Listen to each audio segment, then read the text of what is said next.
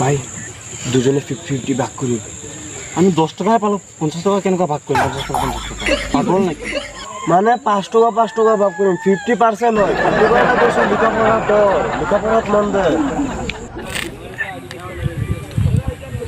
তু কক হইয়া উঠ না কি হলো ভাই এটা গুড নিউজ হল কি গুড নিউজ গুড নিউজ এটা ভাল খবর কি কর না খুলি কো না গুড নিউজ খুলি ক ওই কাপড় নয়